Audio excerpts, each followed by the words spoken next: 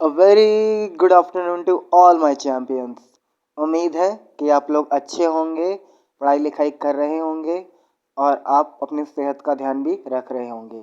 तो जैसा कि आप में से कुछ लोगों को ये बात मालूम होगी कि आज से क्लास 9th के लिए हम एक चैप्टर बाय चैप्टर स्टार्ट करने जा रहे हैं, जिसमें आज जो हमने पहला टॉपिक ले रखा है वो है एटम्स एंड मॉलिक्यूल्स, जिसको जितना आसान से आसान भाषा में समझा जा सकता है उसको हम समझेंगे। और ये वीडियो लंबी होने वाली है, तो प्लीज़ जिनके अंदर पेशेंस ना हो वो इस वीडियो से दूर रहें या ना देखें, क्योंकि जितनी मेहनत मैं कर रहा हूँ उतनी आपको भी करनी पड़ेगी। चलिए देखते हैं आगे। तो इस वीडियो के अंदर जो जो टॉपिक हम कवर करेंगे वो होंगे कुछ इस तरह से, जैसे introduction two atoms, law of chemical combination, Dalton's की एटॉमिक थ्योरी और उसके ड्रॉबैक, फिर मॉलिक्यूल्स और आयंस, फिर वैलेंसी एंड केमिकल फॉर्मूले, एटॉमिक और molecular mass, and at the end the mole concept. तो इन चीज़ों को हम एक एक करके समझेंगे। तो आइए स्टार्ट करते हैं। तो सबसे पहले एटम पे देखते हैं क्या होता है। तो ये वर्ड एटम जो है एक ग्रीक वर्ड एटमोस से लिया गया है, जिसका मतलब होता है इंडिविजिबल, जिसको बांटा ना जा सके। इसके अलावा एटम की अपने आप में डेफिनेशन ही होती है बेटा कि किसी भी एलिमेंट के सबसे छोटे जो पार्टिकल होंगे जिसमें उस एलिमेंट की केमिकल प्रॉपर्टी भी पाई जा सके, उसको ही एटम कहते हैं। और चाहे एक तारा ले लूँ या एक धूल का कण ले लूँ, वो बना एटम से ही होगा।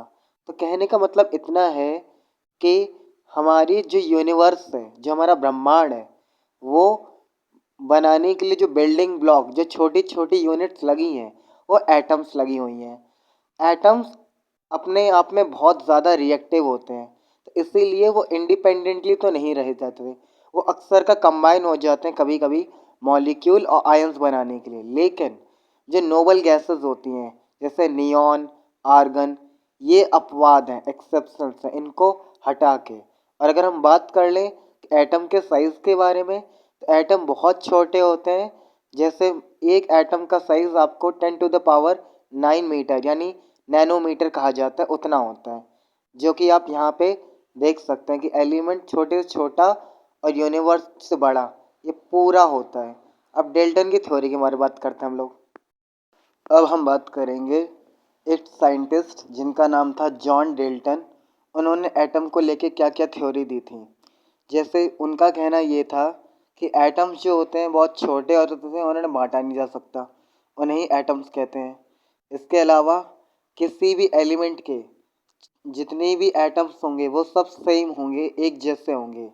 और आखिरी में एटम्स इकट्ठे ही होते हैं ताकि वो एक जैसे रहें और उनका जो प्रपोर्शन होता है वो सेम रहेगा। उम्मीद है आपको इतनी बात समझ में आई होगी। लेकिन इनकी थ्योरी में कुछ प्रॉब्लम्स भी थी, कुछ कमियां भी थी, बाद में जाके पता लगा, जिनको हम drawback of Dalton atomic theory कहते हैं। आइए उन पे भी एक बात कर लेते हैं। चलिए अब डिस्कस करते हैं कि डेल्टन की एटॉमिक थ्योरी में क्या क्या कमियां थी। तो जब मॉडर्न डिस्कवरी सामने आई तो मालूम पड़ा कि डेल्टन ने कहा था कि जो एटम्स हैं वो इंडिविजिबल हैं, लेकिन एटम्स तो डिवाइड किए जा सकते हैं, वो डिविजिबल हैं, क्योंकि हमें सब एटॉमिक पार्टिकल्स जैसे कि इलेक्ट्रॉन, प्रोटॉन और न्यूट्रॉन सामने आए। दूसरी चीज़, उनके हिसाब से वो आइडेंटिकल थे, लेकिन आइसोटोप जो हमें बताते हैं कि एलिमेंट कितना भी सेम क्यों ना हो, लेकिन उसके जो मास होता है वो अलग अलग हो सकते हैं। जैसे क्लोरीन 35 भी होता है और 37 भी होता है, 35, 37। अगर हम वही बात कर लें आइसोबार्स की, तो अलग अलग एलिमेंट्स के जो एटम्स होते हैं उनका मास सेम भी हो सकता है। जैसे जो कैडमियम है वो 40 होता है और ठीक उसी तरह आर्गन का भी 40 होता है, भले ही कैडमियम और आर्गन दोनों अलग अलग हैं। और दूसरी तरफ जो होल रेशियो थ्योरी है वो बिल्कुल ये अलग है, जबकि वो हमें बताती है कि अलग कंपाउंड फॉर्म कर दे रहे शुगर। ओके, अब ये तो कुछ कमियां थी उनके बारे में, उनकी थ्योरी के बारे में, उनके बारे में तो क्या ही कमियां होंगी।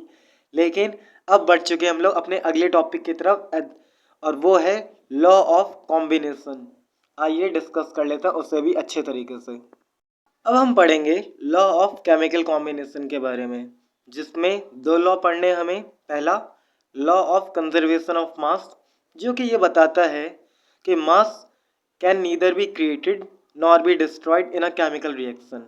मतलब अगर आप कोई भी रिएक्शन करेंगे तो उस रिएक्शन में जितना रिएक्टेंट यानी उसमें जो भी एलिमेंट यूज़ करेंगे उनका जो भी मास होगा वो सेम रहेगा उस प्रोडक्ट में भी, उनमें कोई चेंज नहीं आने वाला है। जबकि दूसरी तरफ लॉ ऑफ कांस्टेंट प्रोपोर्शन क्या बताता हमें?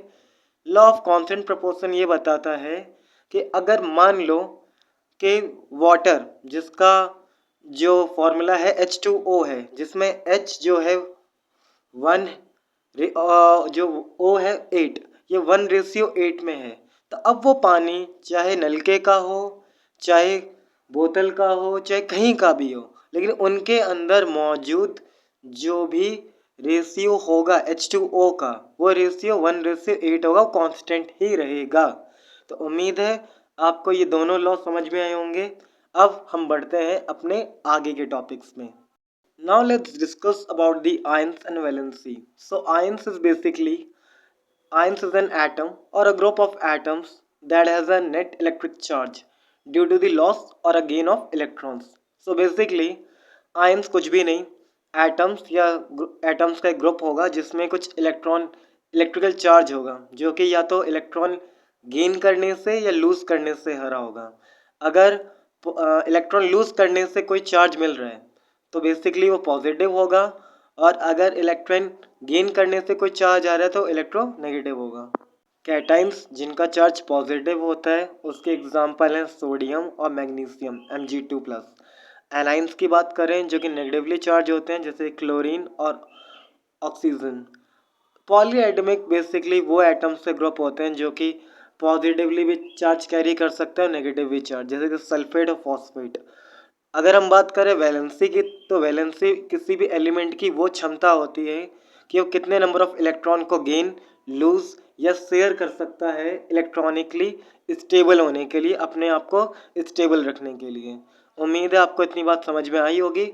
हम बढ़ते हैं अपने अगले टॉपिक की तरफ।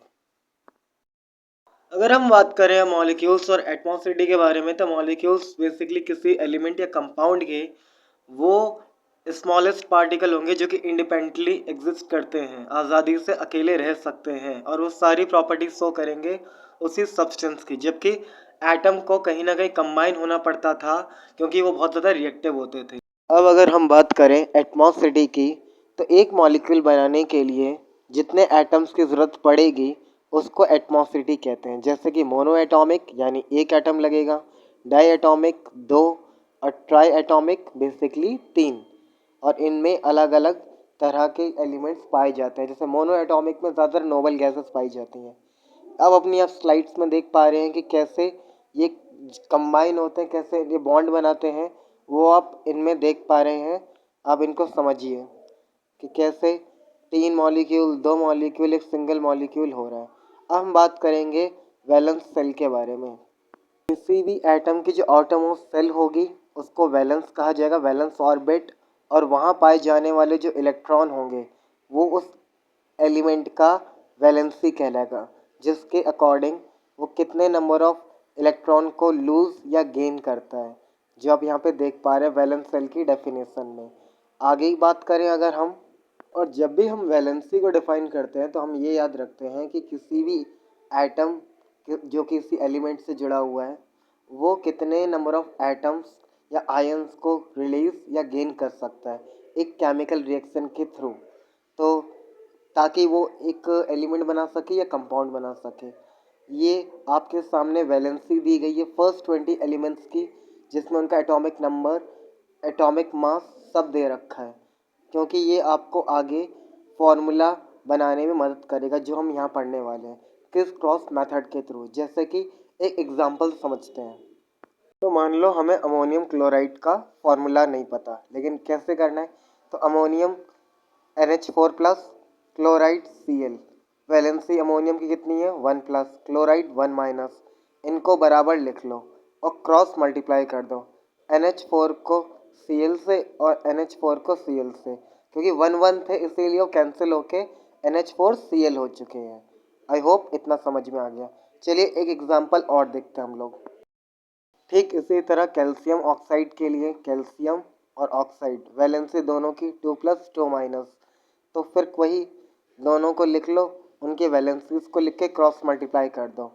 Ca2+O2-, Ca2 को O2 से मल्टीप्लाई किया, Ca2+ को O2- से किया, दोनों कैंसिल हुए, फॉर्मूला बना Ca2O2 कैल्शियम ऑक्साइड का। अब ये एक स्लाइड है जिसमें sodium oxide, sodium chloride, calcium chloride, sodium hydroxide का फॉर्मूला दिया गया है। साथ ही साथ कुछ कंपाउंड्स और उनके फॉर्मूले दिए हुए हैं जो कि आगे आपके बहुत काम आने वाले हैं, तो आप प्लीज़ इन पे गौर कीजिएगा ताकि आपको डायरेक्टली भी आने चाहिए। आखिरी में हम इस चैप्टर के आखिरी टॉपिक पे आ चुके हैं, एटॉमिक मास और मॉलिक्यूलर मास, इनको भी डिस्कस कर लेते हैं। तो एटॉमिक मास और मॉलिक्यूलर मास क्या होते हैं, पहले समझते हैं एटॉमिक मास को। तो मान लीजिए कि अगर आपके पास कार्बन है, उस कार्बन के आप 12 टुकड़े कर देंगे, तो 12 टुकड़ों में से जो एक टुकड़ा होगा वही कहलाएगा एटॉमिक मास यूनिट का। जैसे atomic mass of carbon is 12 U। आइए इसको एक एग्जाम्पल समझते हैं। फॉर एग्जाम्पल हमें मॉलिक्यूलर मास कंक्लूड करना है जिसमें CH4 मीथेन जो है उसके, ठीक है। तो मॉलिक्यूलर मास में जितने मॉलिक्यूल्स होते हैं किसी भी एटम में या फिर किसी कंपाउंड में, उनको जोड़ देते हैं। तो mass of carbon plus mass of hydrogen, mass of carbon कितना था, कार्बन का एक एटम है, हाइड्रोजन कितने हैं, 4 है, तो कार्बन कितना था 12, बाकी 4 × 1U, क्योंकि हाइड्रोजन का जो एटॉमिक मास है 1U होता है। तो 12 + 4 × 1 विच मीन्स 12 + 4 इज 16U। तो ये है मीथेन का मॉलिक्यूलर मास। उम्मीद आपको समझ में आ गया होगा। अब बढ़ते हैं मोल कंसेप्ट की तरफ। तो मोल कुछ ज़्यादा अलग नहीं है। अगर किसी भी सब्सटेंस का एटॉमिक मास और मॉलिक्यूलर मास कुछ भी अगर जो ग्राम में निकलता है उसको ग्राम की बजाय जब मोल में गिना जाए, क्योंकि जो केमिस्ट होते हैं वो उसको मोल में ही गिनते हैं, जो मास होता है उसको ही मोल कंसेप्ट कहते हैं। और इसीलिए ज़्यादातर जो पार्टिकल, नंबर ऑफ पार्टिकल किसी एटम और मॉलिक्यूल्स आयन से प्रेजेंट होता है उसको हमने यूनिवर्सल नंबर दे रखा है जिसको हम कहते हैं एवोगैड्रो नंबर, जो कि होता है 1 मोल हाइड्रोजन के हिसाब से 6.022 × 10⁻23। तो 6.022 × 10⁻23 एटम्स, ये है क्या, ये 1 मोल ऑफ हाइड्रोजन एटम्स में पाए जाने वाले एटम्स हैं। अब 1 मोल ऑफ हाइड्रोजन मॉलिक्यूल्स में कितने पाए जाते हैं उन्हें भी देख लेते हैं एक बार। And it basically 18 gram of hydrogen which is water is equal to 6.022 × 10⁻23 molecules. I hope कि आपको ये समझ में आ गए होंगे। टॉकिंग अबाउट मोलर मास, तो बेसिकली किसी भी चीज़ का जो मास होता है जिसको आप ग्राम में मेज़र करते हैं, तो अब जब ग्राम पर मोल में होगा that is molar mass. Simple.